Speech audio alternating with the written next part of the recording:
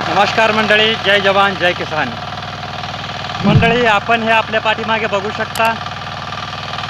जे शेतामध्ये तण होतं ते कापून काढलेलं आहे आणि तण कापून काढल्यानंतर आपण आता त्यामध्ये रोटावेटर मारणार आहोत. तो मारायला चालू केलेला आहे.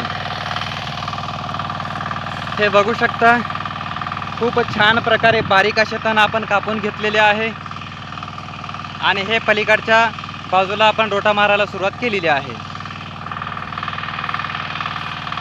आपण अगोदरही रोटा मारला असता, परंतु रोटावेटरमध्ये हे जे तण आहे ते अडकू शकतं. त्यामुळे हे बघू शकता, या प्रकारे आपण रोटा मारायला सुरुवात केलेली आहे आणि खूप छान असं आपलं क्षेत्र झालेलं आहे.